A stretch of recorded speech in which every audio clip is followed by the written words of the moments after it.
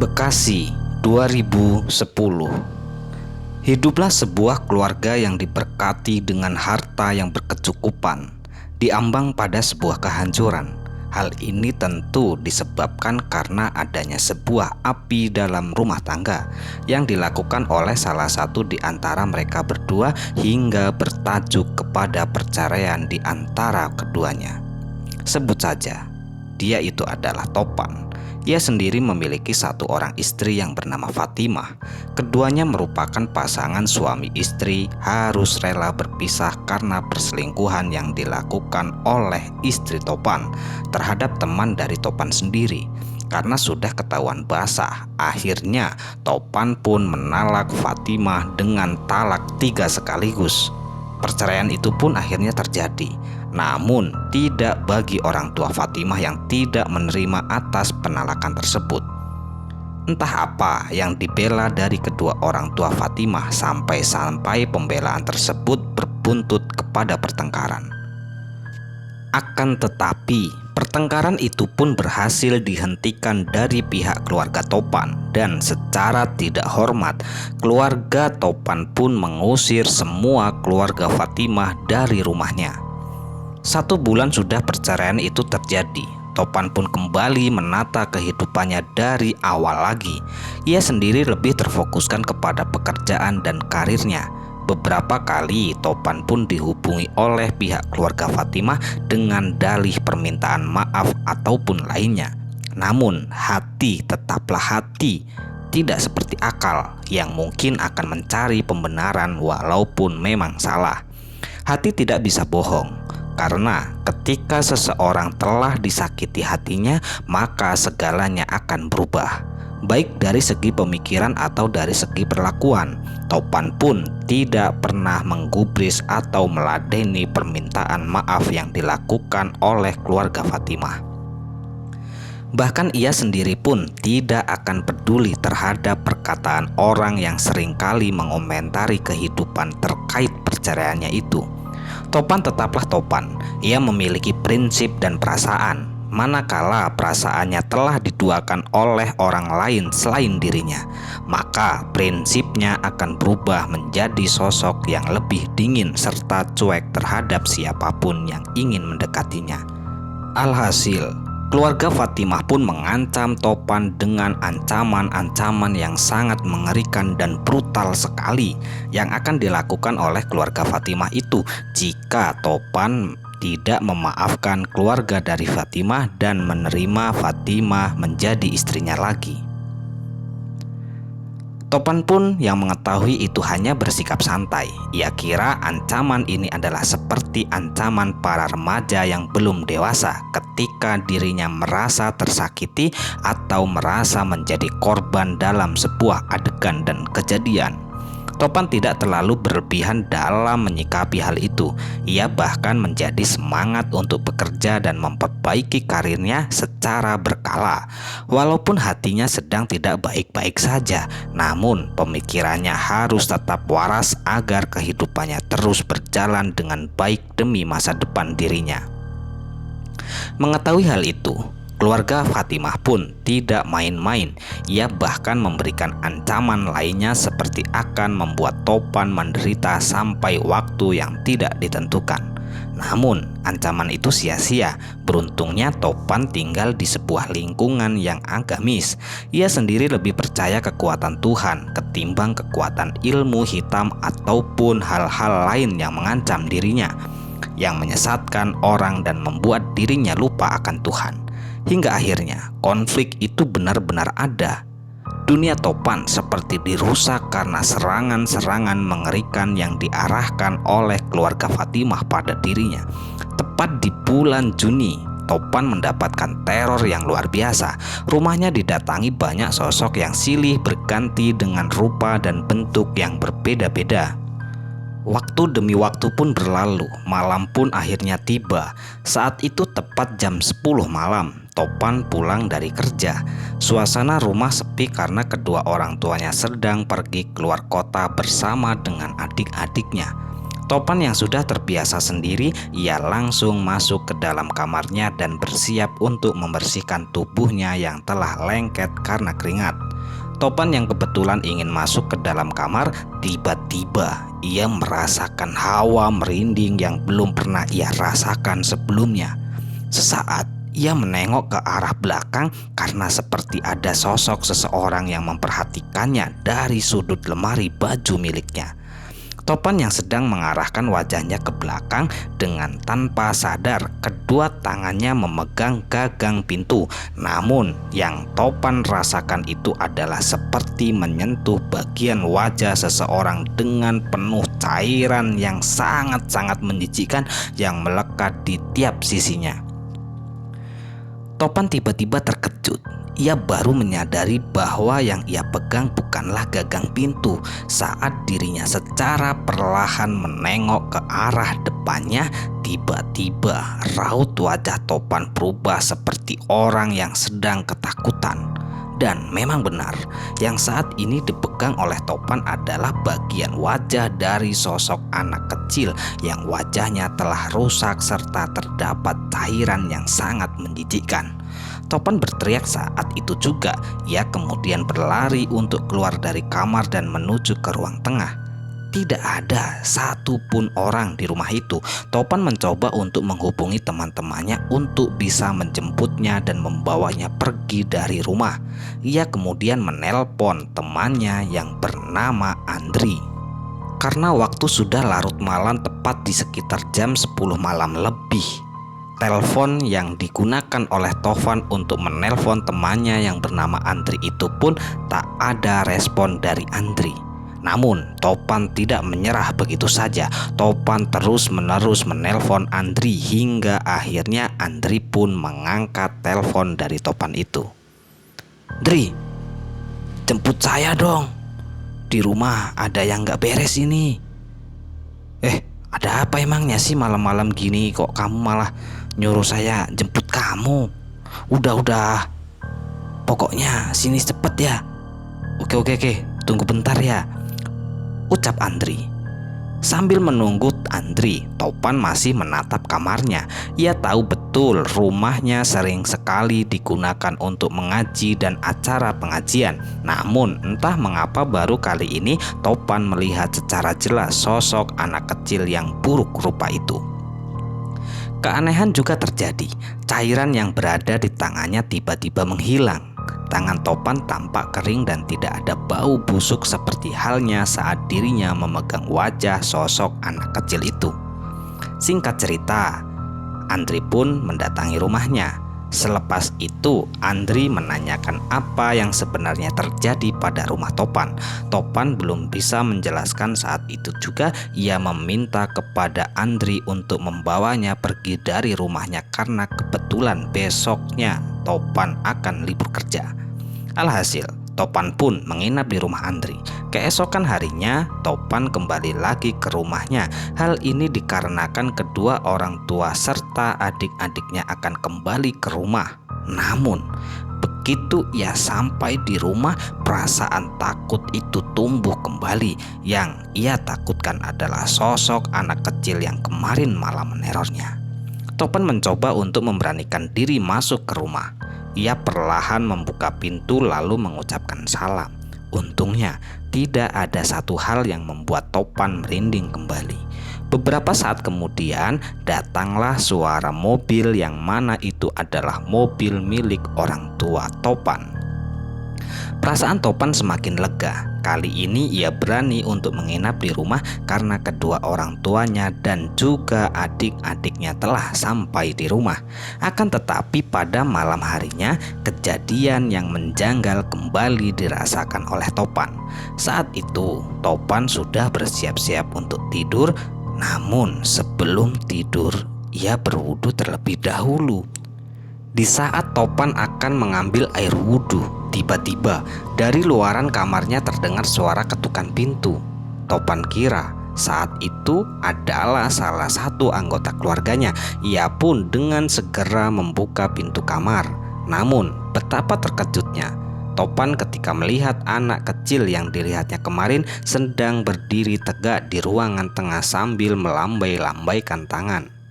Topan pun langsung menutup pintu. Ia pun kembali menghubungi Andri untuk segera datang ke rumahnya. Untungnya, salah satu teman Topan yang bernama Andri itu adalah tipikal orang yang setia. Andri pun langsung mendatangi rumah Topan. Sesampainya Andri di rumah Topan, ia langsung menelpon Topan. "Halo Pan, saya sudah di depan pintu nih. Kamu di mana?" ucap Andri sambil menunggu di depan pintu rumah Topan. "Iya ya, sebentar, tunggu." Topan pun menunggu sejenak di depan rumah Topan. Namun sekarang pandangannya mengarah ke jalanan yang ada di hadapan rumah Topan. Entah mengapa pandangan Andri tertuju kepada sosok anak kecil yang sedang berdiri di seberang jalanan sambil melambai-lambaikan tangannya ke arah Andri. Andri pun perlahan mendekati anak kecil itu sembari berucap, "Dek, kamu lagi ngapain di sini malam-malam?" Anak kecil itu hanya tertawa, lalu ia pun pergi berlari ke arah pepohonan rimbun yang berada di seberang jalan. Bersamaan dengan itu, Topan membukakan pintu rumahnya. "Andri, lagi ngapain lu?" Andri terkejut ketika Topan sudah berada di bibir pintu sambil memanggil namanya. Tadi ada anak kecil di seberang jalan." "Hah? Anak kecil?" tanya Topan penuh dengan penasaran. "Iya, kenapa emangnya?" Itu bukan manusia. Itu setan tahu. Setan," jawab Topan dengan gemetaran. Bulu kuduk Andri tiba-tiba merinding. Ia pun menelan ludahnya sendiri sambil menatap ke arah Topan. Kamu itu jangan bercanda lah, malam-malam gini kok. Udah, buruan masuk dulu, nanti aku ceritain," ajak Topan untuk masuk ke dalam rumahnya. Andri segera memasuki rumah Topan. Setelah memasuki kamar, Andri pun menanyakan perihal sosok anak kecil tersebut. Hari demi hari pun dilewati oleh Topan dengan hal-hal yang sangat mengerikan yang selalu menerornya. Di saat itu, tepat di 40 hari setelah kejadian pertama Topan diteror seorang anak kecil, tiba-tiba Topan merasakan badan lemas hingga akhirnya Topan pun terjatuh dan sakit. Hingga akhirnya Topan pun dibawa oleh keluarga dan kedua orang tuanya di sebuah rumah sakit. Selama 7 hari 7 malam lamanya Topan dirawat inap di sebuah rumah sakit. Namun keadaan Topan tidak kunjung membaik. Bahkan pihak rumah sakit ataupun dokter yang memeriksa Topan itu pun mendiagnosa Topan dengan penyakit-penyakit yang aneh dan ganjil. Tidak pernah ditemukan oleh dokter-dokter sebelumnya penyakit yang diderita oleh Topan, alias Topan itu tidak ada diagnosa oleh pihak medis. Kejadian demi kejadian yang dialami oleh Topan, bahkan Topan itu pun sampai berbaring dan dirawat di rumah sakit selama 7 hari 7 malam. Kedua orang tuanya dan keluarganya itu pun sangat bingung apa sebenarnya yang terjadi terhadap anaknya itu. Sebelumnya Topan itu tidak pernah menderita sebuah penyakit hingga dirawat inap seperti ini, dan keluarga besar Topan itu tidak meyakini hal-hal tentang misterius ataupun hal-hal gaib semacam santet dan lain sebagainya. Hal itu pun dibiarkan oleh kedua orang tuanya dan keluarganya. Topan berbulan-bulan lamanya tidak kunjung membaik. Badan Topan kurus, hanya tinggal kulit dan tulang saja. Disinilah kedua orang tua Topan itu sangat-sangat kebingungan. Sudah tidak kurang mengobatkan Topan dari rumah sakit ke rumah sakit lain, bahkan ke dokter spesialis pun Topan itu tidak kunjung membaik. Dan pihak dokter-dokter yang telah didatangi oleh kedua orang tuanya mengatakan sama seperti halnya ketika pertama kali Topan dirawat di sebuah rumah sakit, yaitu tidak ada diagnosa satupun penyakit yang diderita oleh Topan. Hingga akhirnya kedua orang tua Topan pun yang tadinya tidak mempercayai hal-hal mistis ataupun tentang masalah santet, di situ Kedua orang tua Topan pun teringat dengan kejadian-kejadian yang pernah dialami oleh salah satu sepupunya. Ya, sepupunya itu bernama Soleh, di mana Soleh ini anak dari Pak Dijirin, atau lebih tepatnya anak dari kakak orang tua bapaknya Topan itu. Saat itu, ketika Soleh itu masih usia 5 tahun, Soleh itu pernah mengalami hal-hal yang dialami oleh Topan saat ini. Ketika Soleh itu masih kecil, Soleh itu sakit hingga Soleh itu kurus. Bahkan tersisa hanya kulit dan tulang belulang saja. Disitulah pihak rumah sakit ataupun dokter menyatakan tidak ada satupun penyakit yang diderita oleh Soleh. Kemudian Pak Dijirin itu pun langsung membawa Soleh ke rumah paranormal yang ada di kampung sebelahnya. Paranormal itu bernama Mbah Welas. Ya, Mbah Welas itu sangat terkenal di kampung, bahkan di desa-desa sebelah. Bahwa Mbah Welas itu adalah sosok seseorang yang sakti mandraguna yang bisa menyembuhkan hal-hal semacam itu, ataupun penyakit-penyakit yang diderita oleh orang-orang penyakit yang di luar nalar. Disitulah ketika kedua orang tua Topan mengingat kejadian-kejadian yang pernah dialami oleh Soleh. Kedua orang tua Topan pun langsung tidak ambil pusing membawa Topan ke rumah Pak Dijirin. Kurang lebih hampir 2 jam lamanya perjalanan yang dilalui oleh kedua orang tua Topan, dan Topan itu pun akhirnya sampai di sebuah rumah yang sangat sederhana di sebuah desa pedalaman yang ada di sebuah pegunungan. Setelah sampai di rumah Pak Dijirin pun menyambut kedatangan mereka semua itu dengan penuh rasa sangat hangat.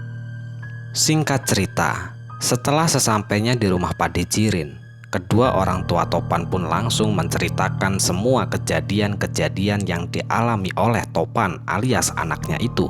Dari awal mula ia menjalin sebuah rumah tangga dengan seorang wanita yang bernama Fatimah, hingga akhirnya mereka berdua itu harus bercerai dikarenakan istrinya yang bernama Fatimah itu berselingkuh.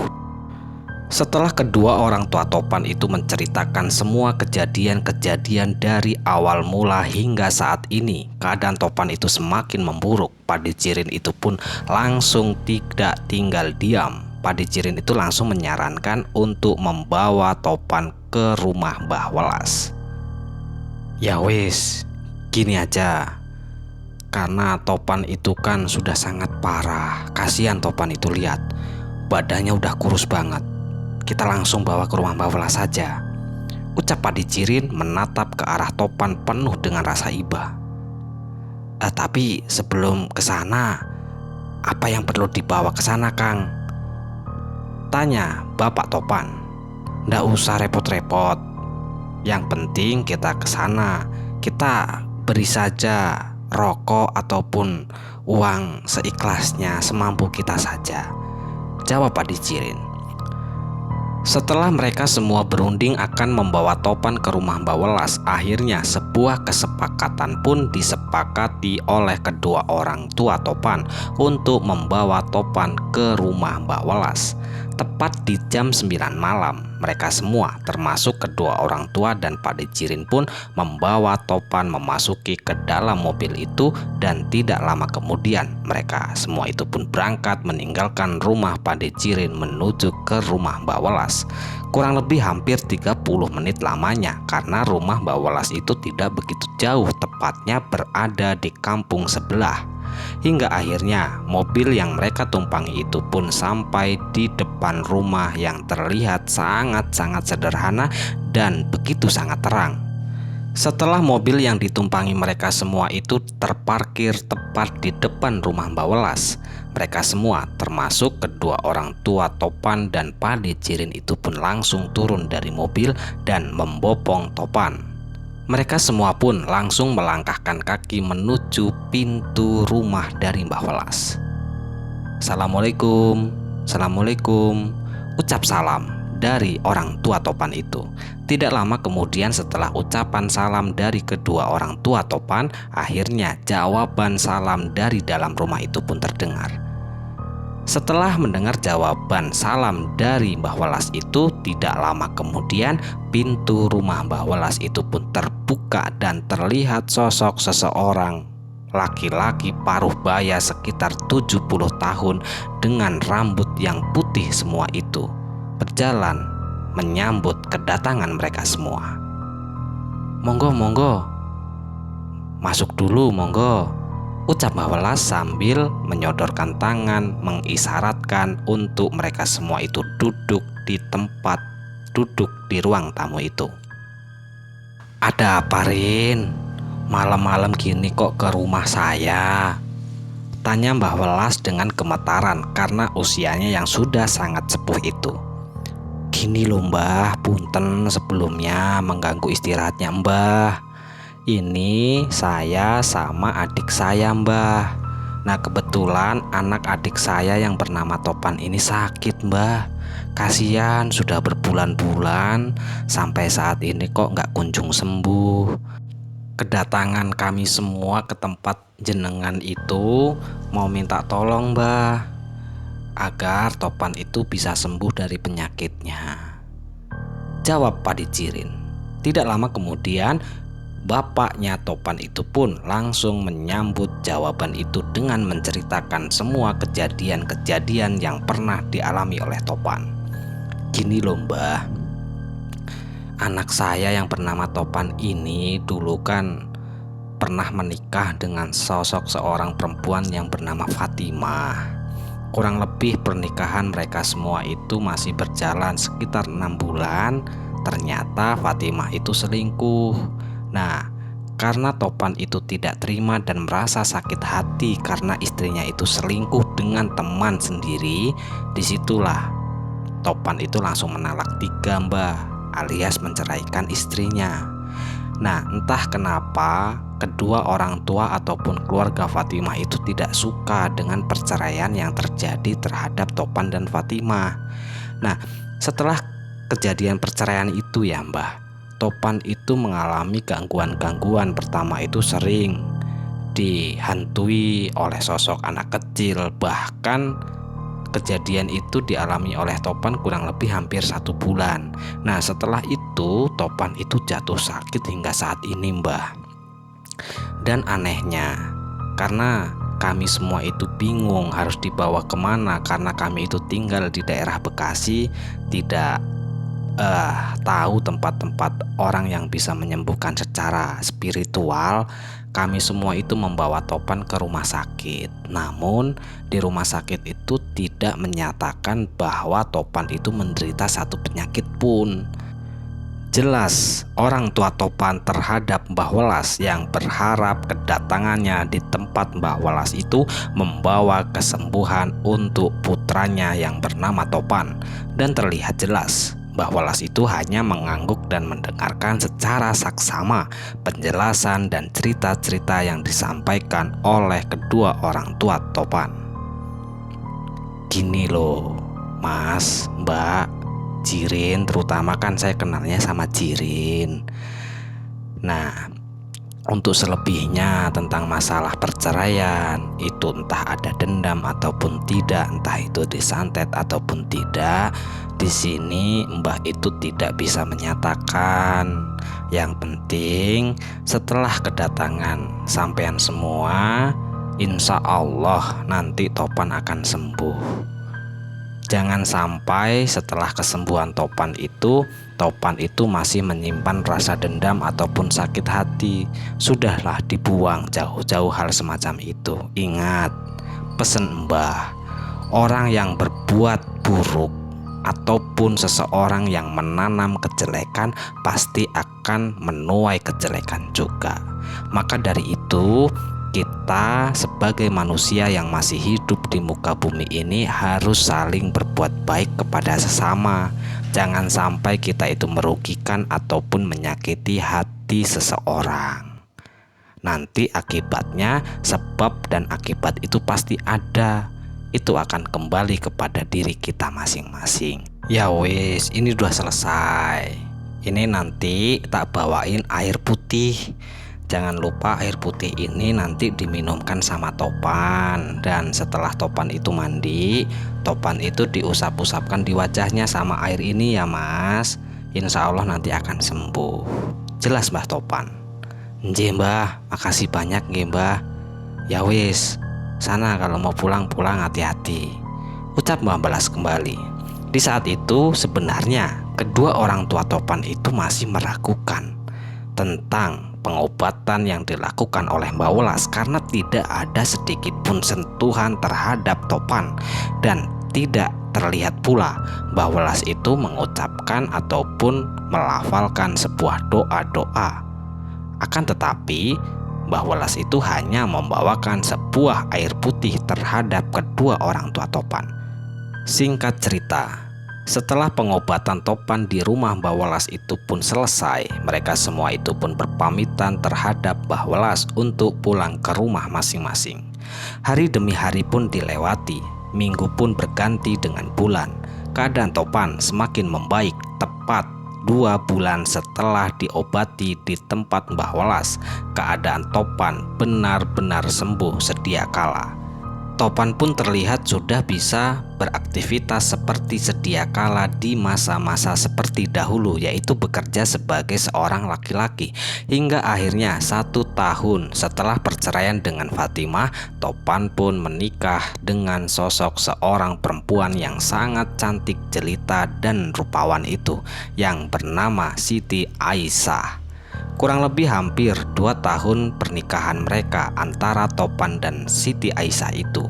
Mereka berdua itu sudah dikaruniai seorang anak dan hidup sangat bahagia.